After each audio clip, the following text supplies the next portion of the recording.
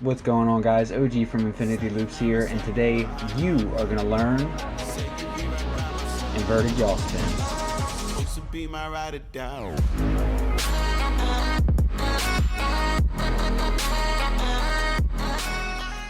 Okay, so let's talk about inverted yaw spins. Probably one of my favorite tricks to do, just because of the different variations that you can put to it and kind of change the look of the trick.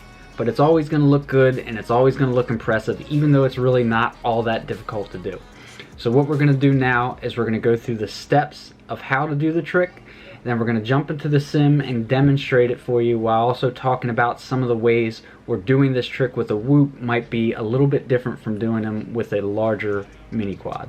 So first things first, let's talk about the steps that go into performing this trick. First, you need to get inverted.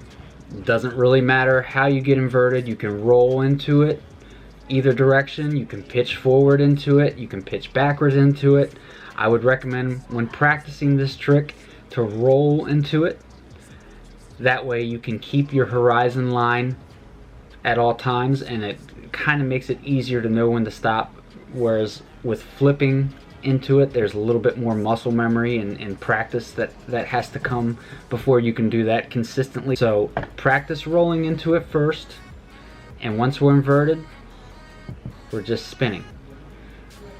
You can spin in either direction, spin however many degrees of rotation you want. It doesn't matter, it all counts.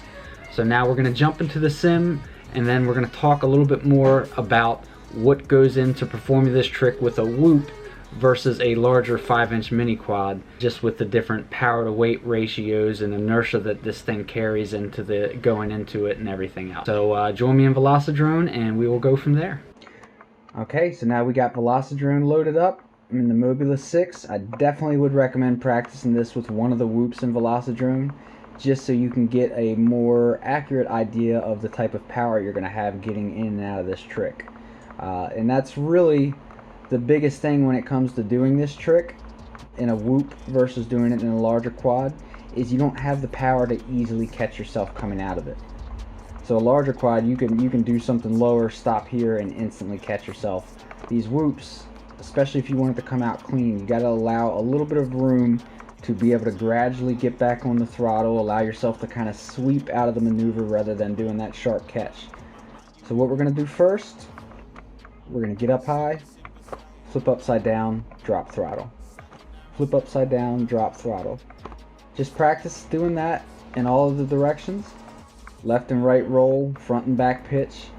Just practice getting upside down and staying off of that throttle. That way you're not shooting yourself into the ground, you're giving yourself the maximum amount of hang time before you need to flip right side up. So now once you start throwing the yaw into it, like I said, that's literally all you're doing is yaw.